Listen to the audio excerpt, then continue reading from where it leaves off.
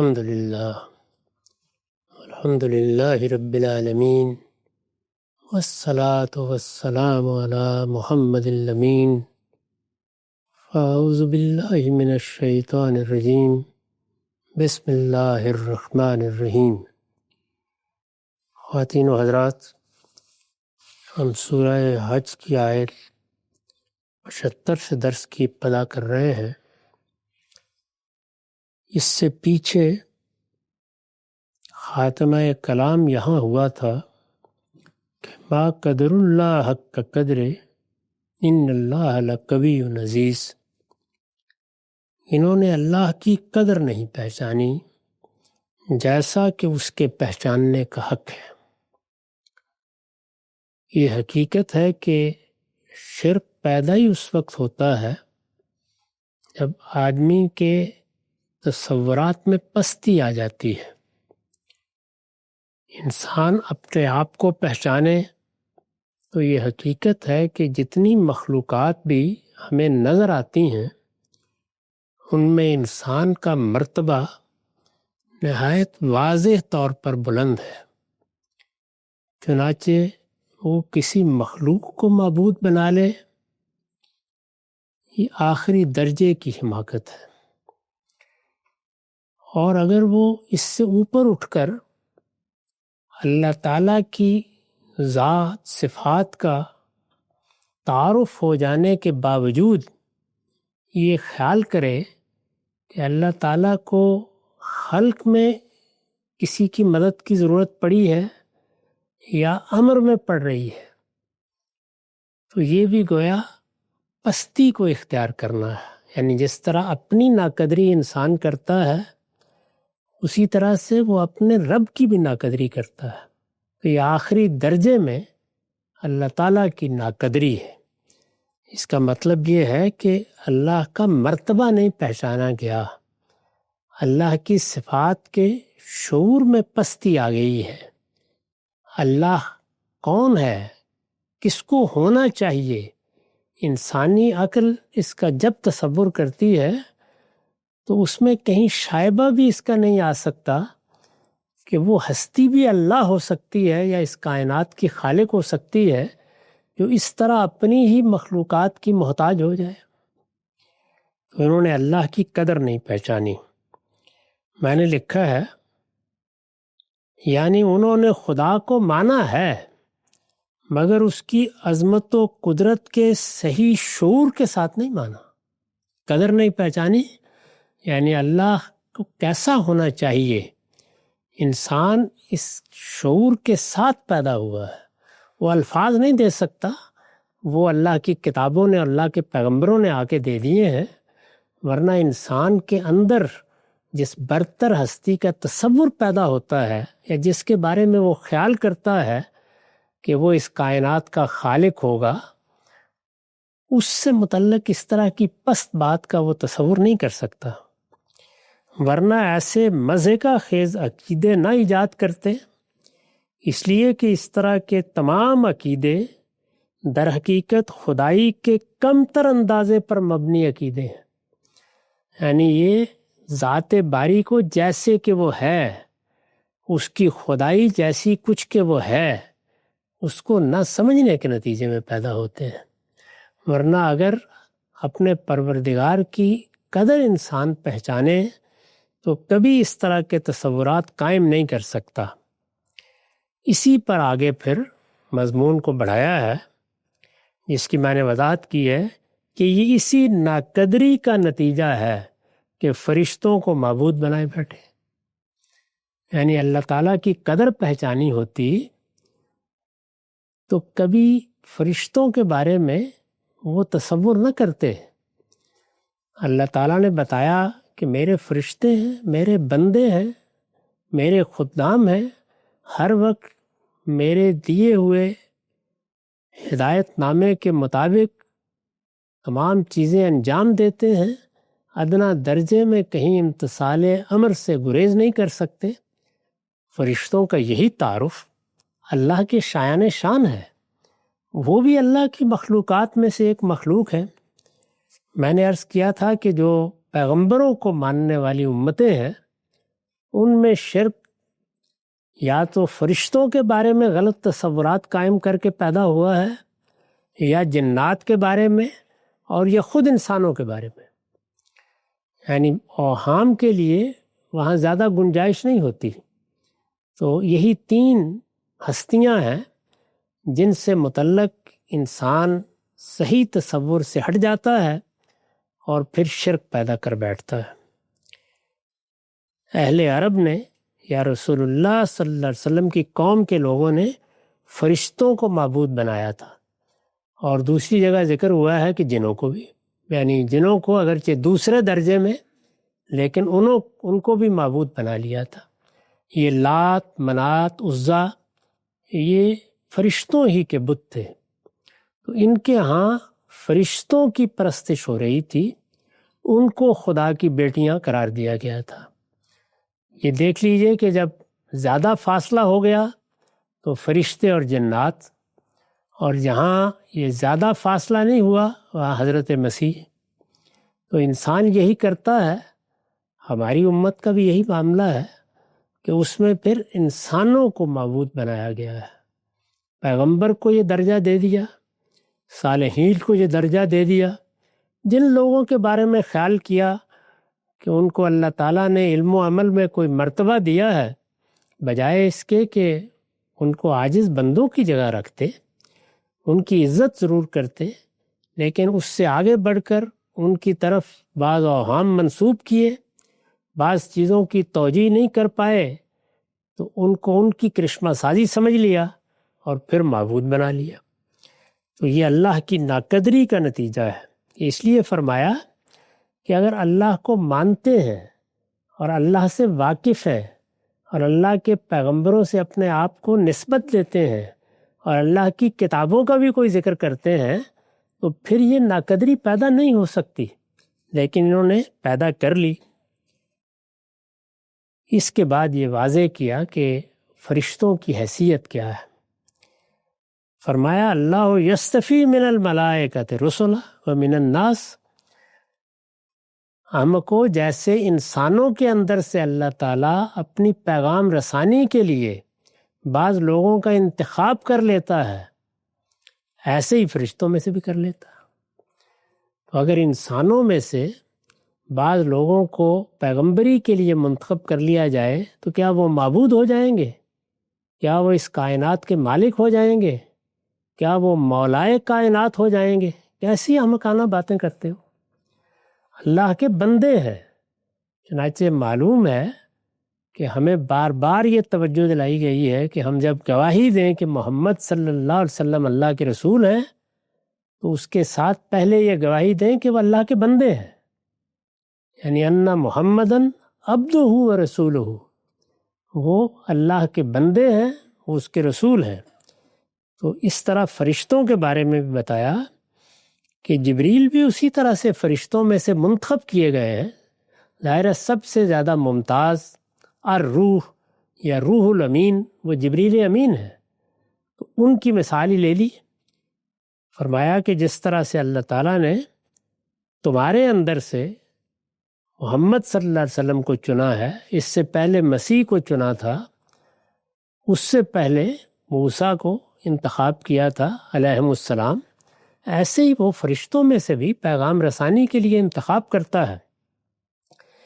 یہ پیغام رسانی کے لیے منتخب ہوتے ہیں تو یہ معبود نہیں بن جاتے، یہ عاجز بندے ہی رہتے ہیں۔ ان کا شرف صرف یہ ہے کہ اللہ ان پر اعتماد کرتا ہے اور ان کے ذریعے سے اپنا پیغام بھیجتا ہے، یعنی یہ کہ وہ اس عالم میں تصرف کریں، وہ اللہ کے امر میں شامل ہو جائیں، وہ اس کی خلق میں شامل ہو جائیں، یہ معاملہ کبھی نہیں ہوتا۔ وہ پیغام بری ہوتے ہیں، یعنی ان کو کوئی ذمہ داری دی جاتی ہے، لفظوں میں پہنچا دینے کی ہو تو وہ پہنچا دیتے ہیں، بالفعل کر دینے کی ہو تو کر دیتے ہیں، اور جو ان کو حکم دیا گیا ہے لا یعصون، وہ کبھی اس کی خلاف ورزی نہیں کرتے۔ اللہ یستفی من الملائکۃ رسلا ومن الناس، یہ اسی ناقدری کا نتیجہ ہے کہ فرشتوں کو معبود بنائے بیٹھے ہیں اللہ فرشتوں میں سے بھی اپنے پیغام بر چنتا ہے اور انسانوں میں سے بھی، اس سے وہ خدائی میں شریک کیوں ہو جائیں گے؟ یعنی احمق کو کیا کسی کو پیغام بر بنا لینے سے وہ خدائی میں شریک ہو جائے گا؟ یہ کیسی احمقانہ باتیں کرتے ہو؟ اب ظاہر ہے کہ یہ چیز پیدا کہاں سے ہوتی ہے؟ یہ انسان کی پستی کے احساس سے پیدا ہوتی ہے۔ اپنے آپ کو جب انسان بے بس محسوس کرتا ہے، اپنے حدود کو دیکھتا ہے، تو پھر اپنے رب کے بارے میں بھی بعض اوقات اس پستی میں مبتلا ہو جاتا ہے کہ وہ کہاں ایک ایک کو دیکھتا ہوگا اور کہاں ایک ایک کی سنتا ہوگا۔ آخر اس کو بھی تو اپنی کائنات کا نظم چلانے کے لیے، ادھر ادھر نگرانی رکھنے کے لیے کچھ ضرورت ہوگی نا، کچھ سننے والوں کی، کچھ دیکھنے والوں کی۔ تو یہ چونکہ عام طور پر یہی غلط فہمی ہے جو پیدا ہوتی ہے، اور پھر انسان اس طرح کے وسائل اور اس طرح کے وسائط تلاش کرتا ہے، اور جو وسائل اور وسائط ہیں وہی تھوڑے عرصے کے بعد معبود کے منصب پر پہنچ جاتے ہیں۔ ارشاد فرمایا اللہ فرشتوں میں سے بھی اپنے پیغامبر چنتا ہے اور انسانوں میں سے بھی، اس سے وہ خدائی میں شریک کیوں ہو جائیں گے؟ حقیقت یہ ہے کہ اللہ خود سمیع و بصیر ہے، یعنی اس کو اس کی ضرورت ہی نہیں ہے کہ کوئی اس کے لیے سنے اور اسے بتائے، کوئی اس کے لیے دیکھے اور اس کو بتائے۔ وہ خود سمیع و بصیر ہے، سننے والا اور دیکھنے والا ہے۔ یعلم ما بین ایدیہم وما خلفہم، یہ تم ان کو معبود بنا بیٹھے ہو، ان فرشتوں کے آگے اور پیچھے جو کچھ ہے وہ اس سے واقف ہے۔ وَإِلَى اللَّهِ تُرْجَعُ الْأُمُورُ، اور تمام معاملات اللہ ہی کی طرف رجوع کرتے ہیں، یعنی وہ اس طرح کا سمیع و بصیر ہے۔ یہ فرشتے اس کو کیا خبر دیں گے آگے؟ ان فرشتوں کے آگے پیچھے جو کچھ ہے وہ اس کو براہ راست دیکھ رہا ہوتا ہے، اس لیے یہ محض خدمت گار ہے، یہ اس کی بارگاہ میں دست بستہ کھڑے ہوئے بندے ہیں، اس کے سوا ان کی کوئی حیثیت نہیں ہے، اور تمام معاملات اللہ ہی کی طرف رجوع کرتے ہیں۔ وَإِلَى اللَّهِ تُرْجَعُ الْأُمُورُ، میں نے اس کی وضاحت کی ہے۔ مطلب یہ ہے کہ فرشتوں کو رسالت کا منصب ضرور دیا گیا ہے، یعنی انہیں پیغامبر بنایا گیا ہے، جیسے انسانوں میں سے اللہ تعالیٰ نے پیغمبر بنائے ہیں۔ مطلب یہ ہے کہ فرشتوں کو رسالت کا منصب ضرور دیا گیا ہے، لیکن اس لیے نہیں کہ خدا کسی بھی لحاظ سے ان کا محتاج ہے۔ وہ کائنات کا پروردگار ہے، اور اس کا علم اور اس کی قدرت ہر چیز کا احاطہ کیے ہوئے ہے۔ استاد امام لکھتے ہیں اس وجہ سے نہ وہ یعنی فرشتے خدا کے علم میں کوئی اضافہ کر سکتے، نہ ان کا کوئی قول و فعل خدا کی نگرانی سے بالا تر ہو سکتا، اور نہ وہ کسی کے باب میں خدا سے یہ کہنے کی پوزیشن میں ہے کہ ان کو اس کے بارے میں علم ہے، خدا کو نہیں ہے۔ سارے امور، سارے معاملات خدائی کے حضور میں پیش ہوتے ہیں، نہ ان فرشتوں کے آگے پیش ہوتے ہیں، نہ قیامت میں پیش ہوں گے۔ خود ان فرشتوں کو جو امور تفویض ہوتے ہیں، یعنی جو ذمہ داریاں ان کو دی جاتی ہیں، ان کی رپورٹ بھی خدائی کے حضور میں ان کو پیش کرنی ہوتی ہے۔ یہ فرشتوں کی حیثیت ہے۔ جب بات یہاں تک پہنچ گئی تو آپ فرمایا یا ایھا الذین آمنوا ارکعوا واسجدوا واعبدوا ربکم وافعلوا الخیر لعلکم تفلحون، ایمان والو ان کا عہد تمام ہوا، ان سے جو باتیں کرنی تھیں کر لی، اب تمہارا دور شروع ہو رہا ہے۔ یعنی ابھی تک کیونکہ خطاب ان سے تھا، تو اب ایمان والوں کو سورہ کا خاتمہ ہو رہا ہے، خطاب کر کے فرمایا اب تمہارا دور شروع ہو رہا ہے۔ تو جانتے ہو تم سے کیا تقاضا ہے؟ رکوع و سجود کرو، یا ایھا الذین آمنوا ارکعوا واسجدوا، یعنی گھٹنوں پر جھک جاؤ، میں نے لکھا ہے، اور اپنا سر سجدے میں ڈال دو کہ خدا کی عظمت و جلالت کے اعتراف کی اس سے بڑھ کر کوئی صورت نہیں ہے۔ یعنی ان سب معبودوں سے اپنا منہ پھیر لو، ان کو بھی ان کے حال پر چھوڑو، اور گھٹنوں پر جھک جاؤ اور اپنا سر سجدے میں ڈال دو۔ چنانچہ یہ حقیقت ہے کہ انسان اگر پورے شعور کے ساتھ رکوع و سجود کرے اور اس پر مداومت رکھے، یعنی ہمیشہ رکوع و سجود کرتا رہے، تو کبھی استکبار میں مبتلا نہیں ہوتا۔ یعنی شعور کے ساتھ رکوع و سجود کیا جائے تو انسان کبھی تکبر نہیں کر سکتا، اور ہمیشہ تیار رہتا ہے کہ کوئی حق آئے تو بغیر کسی تردد کے اس کے آگے سر تسلیم خم کرتے۔ تو ارشاد ہوا کہ تمہارے شایان شان، بندوں کے شایان شان یہ ہے کہ رکوع و سجود کرو، اور وَاعْبُدُوا رَبَّكُمْ، اپنے پروردگار کی بندگی کرو۔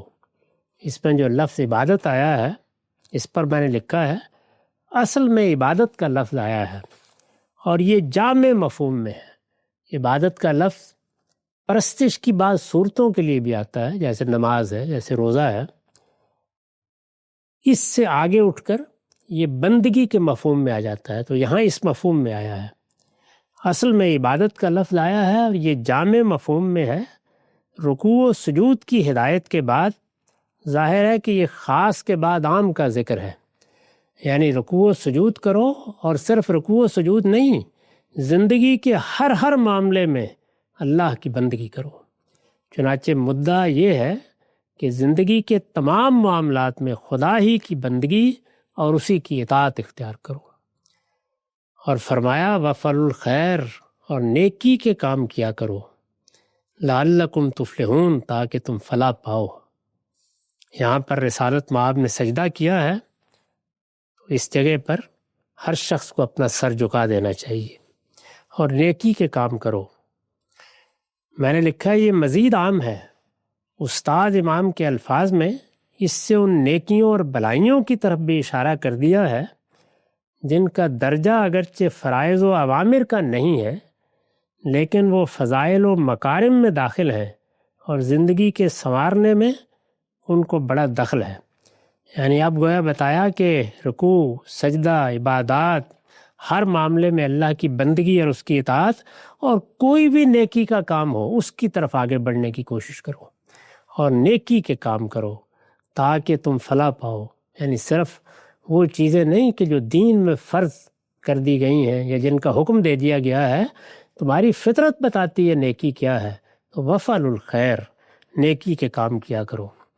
جب یہ بنیادی ہدایت، اصل دین یہی ہے، یعنی انسان اپنے پروردگار کے سامنے رکوع و سجود کرے، شب و روز میں دن کی اور رات کی ہر کروٹ پر اپنا سر سجدے میں ڈال دے، اپنی زندگی کے تمام معاملات میں اس کی بندگی کرتا رہے، اور نیکی اور خیر کو اپنائے۔ ایک ہی آیت میں پورے دین کا خلاصہ بیان کر دیا، اور فرمایا لعلکم تفلحون۔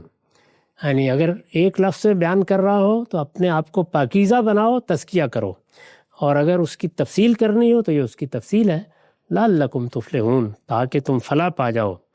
اس کے بعد اب جو صحابہ کرام کی جماعت وجود میں آئی اس کو خطاب کیا، یعنی ظاہر ہے کہ یہ خطاب تو فرداً ہر ایک کے لیے ہے، ہر شخص کو یہی کرنا ہے۔ اس جماعت سے یہ کہا کہ وَجَاهِدُوا فِي اللَّهِ حَقَّ جِهَادِهِ، اللہ کی راہ میں جد و جہد کرو جیسا کہ جد و جہد کرنے کا حق ہے۔ اس کے بعد کی آیت بتا دے گی کہ اس میں اب ان کو جماعت کی حیثیت سے خطاب فرمایا ہے۔ میں نے اس پر لکھا ہے آیت میں مضاف محذوف ہے، یعنی فی اللہ کی بجائے فی سبیل اللہ کے معنی میں ہے، اللہ کی راہ میں جد و جہد کرو۔ اصل الفاظ تو ہیں جاہدوا فی اللہ، لیکن اس میں ظاہر ہے کہ ایک مضاف حذف ہو گیا ہے۔ یہ ہدایت اس منصب کے حوالے سے کی گئی ہے جس کے لیے انتخاب کا ذکر آگے ہوا ہے۔ اگلی آیت بتائے گی کہ تمہارا انتخاب، یعنی بنی اسماعیل کا، رسول اللہ کی قوم کا، آپ کے صحابہ کا انتخاب جس منصب کے لیے ہوا ہے، یہ اس کے بارے میں ہدایت دی ہے کہ اس کے لیے جد و جہد کرو۔ مطلب یہ ہے کہ اتمام حجت کے درجے میں کیا جد و جہد کرو؟ مطلب یہ ہے کہ اتمام حجت کے درجے میں خدا کا پیغام پوری انسانیت تک پہنچانے کی کوشش کرو۔ یہ ذمہ داری تھی صحابہ کرام کی، اور اس میں اپنی طرف سے کوئی کسر اٹھا نہ رکھو۔ نیز اس راہ میں اگر کوئی مزاحمت پیش آئے تو اس کو دور کرنے کے لیے اپنے دل و دماغ، جسم و جان اور مال و دولت کی ساری قوتیں صرف کر دو۔ یہ جو ذمہ داری ہے یہ انہوں نے بدرجہ اتم ادا کر دی۔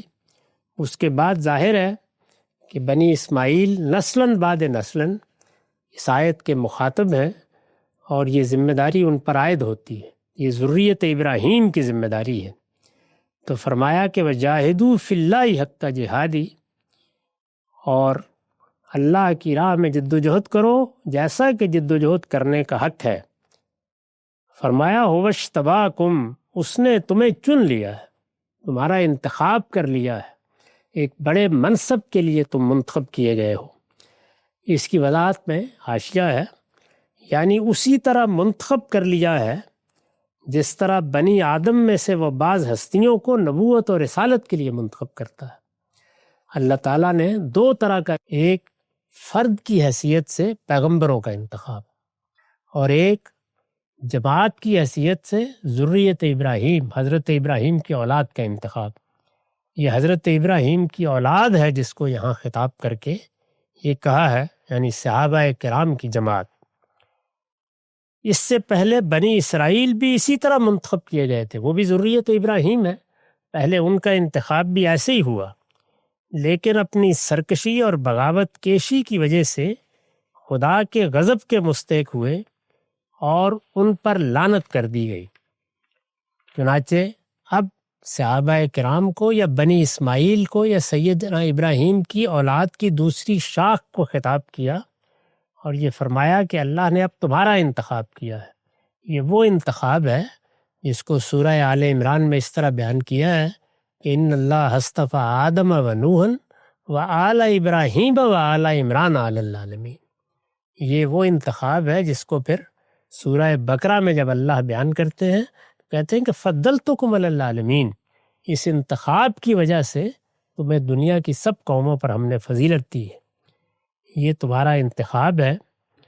اور پھر فرمایا وما جعل علیکم فی الدین من حرج، اور جو شریعت تمہیں عطا فرمائی ہے اس میں تم پر کوئی تنگی نہیں رکھی ہے۔ یہ بھی بڑی اہم بات ہے، چنانچہ میں نے اس کی وضاحت میں لکھا ہے یہ اس لیے فرمایا کہ جو شریعت اب اللہ تعالیٰ نے دی ہے اس کے احکام میں وہ سختی نہیں ہے جو بنی اسرائیل کی شریعت میں تھی، یعنی کچھ فی الواقع سختی تھی اور کچھ انہوں نے اپنے لیے خود پیدا کرنے کے اسباب میسر کر دیے تھے۔ ہماری شریعت میں، یعنی اب جس شریعت کے ہم پیرو ہیں، اس میں وہ سب چیزیں ختم کر دی گئی ہیں۔ اس تخفیف کی وجہ، یعنی کہ کیوں نرمی کی گئی، اس تخفیف کی وجہ غالباً یہ ہوئی کہ بنی اسرائیل براہ راست خدا کی حکومت میں رہے، ان کی سلطنت ہمیشہ انبیاء علیہم السلام کی رہنمائی میں قائم رہی اور انبیاء علیہم السلام کے احکام کے تحت ان کے ہاں ان کے حکمران بھی سب معاملات کرتے رہے۔ آخر میں آ کے انہوں نے بغاوت کی، ورنہ یہی طریقہ رہا۔ اس لحاظ سے جس کو حکومت الہیہ کہتے ہیں وہ بنی اسرائیل میں قائم رہی، یعنی اللہ تعالیٰ کی حکومت۔ ظاہر ہے کہ پیغمبر جب زمین پر موجود ہوتا ہے تو پھر مرکزی حیثیت اللہ اور رسول کی ہوتی ہے، اور ان کے تحت البتہ الامر کا تقرر کیا جاتا ہے، تو اس کو آپ حکومت الہیہ کہہ سکتے ہیں۔ مگر بنی اسماعیل کے ساتھ یہ معاملہ نہیں ہے، یعنی رسول اللہ صلی اللہ علیہ وسلم کے دنیا سے رخصت ہو جانے کے بعد اب معاملے کی نوعیت یہ نہیں رہی۔ ان کے بارے میں خدا کا فیصلہ ہے کہ وہ اپنے ارباب حل و عقد کی قیادت میں یہ خدمت انجام دیں گے، یعنی ہمارے لیے اب خلفاء ہیں، حکمران ہیں، وہ قیادت کریں گے۔ یعنی مسلمانوں کے اندر جو قیادت پیدا ہوگی وہ جس طریقے سے اس کی مکلف ہے کہ وہ قیادت کی ذمہ داریاں ادا کرے، اسی طرح اس کی بھی مکلف ہے کہ وہ دین کی اجتماعی ذمہ داریوں کو وہ پورا کرے۔ تو یہ ارشاد فرمایا کہ اس لیے ہم نے تمہیں جو دین دیا ہے، جو شریعت دی ہے، اس میں کوئی تنگی نہیں رکھی، وہ تمام اسر و اغلال ہم نے دور کر دیے ہیں جو اس سے پہلے رہے ہیں، اس میں تم پر کوئی تنگی نہیں رکھی ہے۔ یہ کون سی ملت ہے؟ ظاہر ہے کہ ابراہیم علیہ السلام سے یہاں دینی روایت کی ابتدا ہوئی ہے۔ بنی اسرائیل بھی ان کی اولاد ہے، بنی اسماعیل بھی ان کی اولاد ہے۔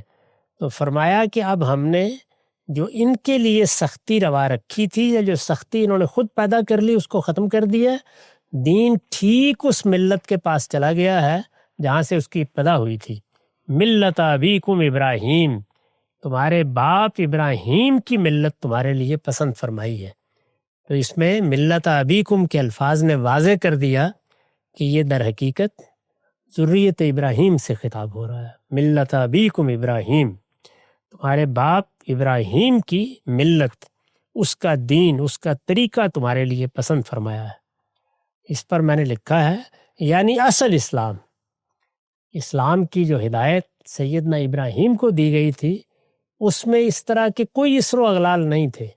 وہ ٹھیک وہ ہدایت تھی جو ہمیشہ سے اللہ تعالیٰ کو اصلاً مطلوب رہی ہے، یعنی اصل اسلام، جس میں یہودیت یا نصرانیت کی کوئی آمیزش نہیں ہے، اور وہ تمہارے باپ ابراہیم کی ملت ہے۔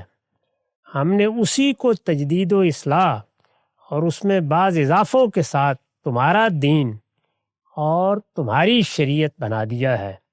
باپ کی حیثیت سے ابراہیم علیہ السلام کا حوالہ بنی اسماعیل کی تشویق کے لیے، انہیں شوق دلانے کے لیے ہے۔ یہ تمہارے لیے کوئی اجنبی چیز نہیں ہے، تمہارے باپ کا دین ہے، اور باپ کے دین سے زیادہ اولاد کو اور کون سا دین اور کون سی ملت مطلوب و محبوب ہو سکتی ہے۔ نیز یہ حقیقت بھی اس سے واضح ہوتی ہے کہ اصلاً اس ذمہ داری کے لیے بنی اسماعیل کو چنا گیا ہے۔ نیز یہ حقیقت بھی اس سے واضح ہوتی ہے کہ اصلاً اس ذمہ داری کے لیے بنی اسماعیل کو چنا گیا ہے۔ دوسرے سب لوگ جب ان کی دعوت قبول کر کے اسلام میں داخل ہوتے ہیں، یعنی ہم لوگ، تو طبعاً اس میں شریک ہو جاتے ہیں، ان کا حصہ بن جاتے ہیں۔ سورہ بقرہ میں اللہ تعالیٰ نے اسی بنا پر بنی اسماعیل کو درمیان کی جماعت قرار دیا، امتم وسطا، جس کے ایک طرف خدا اور اس کا رسول اور دوسری طرف الناس ہے، یعنی ساری دنیا ایک طرف، خدا اور خدا کا رسول دوسری طرف، درمیان میں کون ہے؟ بنی اسماعیل۔ اسی وجہ سے ان کو امت وسط کہا گیا، یعنی دنیا کی سب اقوام ہیں، اور فرمایا ہے کہ جو شہادت رسول نے تم پر دی ہے، اب وہی شہادت باقی دنیا پر تمہیں دینا ہوگی۔ سورہ آل عمران کی آیت 33 میں اسی کو آل ابراہیم کے استفاء سے تعبیر کیا، انتخاب۔ بنی اسرائیل یہ ذمہ داری پوری کر رہے تھے تو ان کی دعوت کا مرکز بیت المقدس تھا۔ رسول اللہ صلی اللہ علیہ وسلم کی بعثت کے بعد اس کی یہ حیثیت ختم ہو گئی، اور اس کی امانت بھی بنی اسماعیل کے سپرد کر دی گئی۔ اسراء کا واقعہ اسی کے لیے پیش آیا تھا۔ چنانچہ قیامت تک کے لیے دعوت حق کا مرکز اب وہی قدیم گھر ہے جسے ابراہیم و اسماعیل علیہم السلام نے اپنے مقدس ہاتھوں سے ام القریٰ مکہ میں تعمیر کیا تھا، اور جسے بیت اللہ، البیت العتیق اور المسجد الحرام کے نام سے موسوم کیا جاتا ہے۔ فرمایا کہ یہ تمہارے باپ ابراہیم کی ملت ہے۔ ہوا سماکم المسلمین، اسی نے تمہارا نام مسلم رکھا تھا، یعنی یہ مسلمان کا نام آج تمہیں نیا نام نہیں دیا جا رہا، یہ ابراہیم کا رکھا ہوا نام ہے۔ اس کی وضاحت میں نے لکھا ہے یہ ابراہیم علیہ السلام کی اس دعا کی طرف اشارہ ہے جو سورہ بقرہ میں اس طرح نقل ہوئی ہے، ربنا وجعلنا مسلمین لک ومن ذریتنا امۃ مسلمۃ لک۔ اس میں امت مسلمہ کے الفاظ اسی امت کے لیے آئے ہیں جس کا ذکر یہاں ہو رہا ہے۔ سیدنا ابراہیم کی دعا میں بھی یہی لفظ استعمال ہوا ہے۔ تو فرمایا من قبل وفی ھذا، اس سے پہلے اور اس قرآن میں بھی تمہارا نام مسلم ہے، یعنی اس سے پہلے بھی یہی تھا، اب بھی یہی ہے۔ لیکون الرسول شہیدا علیکم وتکونوا شہداء علی الناس، اس لیے چن لیا ہے، تمہارا انتخاب کیا ہے کہ رسول تم پر اس دین کی گواہی دے اور دنیا کے سب لوگوں پر تم اس کی گواہی دینے والے بنو۔ فَأَقِیمُوا الصَّلَاةَ وَآتَوُا الزَّکَاةَ وَاعْتَصِمُوا بِاللَّهِ هُوَ مَوْلَاکُمْ فَنِعْمَ الْمَوْلَىٰ وَنِعْمَ النَّصِیرُ۔ سو نماز کا اہتمام رکھو اور زکوٰۃ ادا کرتے رہو اور اللہ کو مضبوط پکڑو، وہی تمہارا مولا ہے۔ سو کیا ہی اچھا مولا ہے اور کیا ہی اچھا مددگار۔ اس پر میں نے لکھا ہے کہ اوپر جس انتخاب کا ذکر تھا یہ اس کی وضاحت کر دی ہے کہ وہ دین حق کی شہادت کے لیے کیا گیا۔ یہ شہادت محض دعوت و تبلیغ نہیں ہے، بلکہ اس کے ساتھ خدا کی دینونت کا ظہور بھی ہے، خدا کی جزا و سزا کا بھی اس سے ظہور ہوتا ہے، جس کے تحت یہ یعنی بنی اسماعیل اگر حق پر قائم ہو اور اسے بے کم و کاست اور پوری قطعیت کے ساتھ دنیا کی سب قوموں تک پہنچاتے رہیں تو ان کے نہ ماننے کی صورت میں اللہ تعالیٰ ان قوموں پر انہیں غلبہ عطا فرماتے ہیں اور اس سے انحراف کریں یعنی خود بنی اسماعیل تو انہی کے ذریعے سے ذلت اور محکومی کے عذاب میں مبتلا کر دیتے ہیں۔ دعوت و تبلیغ کے بجائے شہادت کا لفظ اسی رعایت سے استعمال کیا گیا ہے۔ یہ در حقیقت اتمام حجت ہے جو اگر ہو جائے تو دنیا اور آخرت دونوں میں فیصلہ الہی کی بنیاد بن جاتا ہے۔ رسول اللہ صلی اللہ علیہ وسلم کے بعد عالمی سطح پر اللہ تعالیٰ نے اتمام حجت کے لیے یہی انتظام فرمایا ہے۔ یہ ہمیشہ کا انتظام ہے جو فرمایا گیا ہے، اور آخر میں جو باتیں کہی تھیں ان کی وضاحت میں یہ حاشیہ ہے کہ یعنی اس نے جو ہدایت تمہیں دی ہے اس کو مضبوطی کے ساتھ پکڑے رکھو اور اس کی مدد و نصرت پر حال حال میں بھروسہ کرو۔ یہ وہی بات ہے جو دوسری جگہ اعتصموا بحبل اللہ کے الفاظ میں بیان ہوئی ہے، اللہ کی رسی کو مضبوطی سے پکڑے رکھو۔ اس کے ساتھ ہی یہ سورہ ختم ہو گئی۔ اقول قولی ھذا واستغفر اللہ لی ولکم۔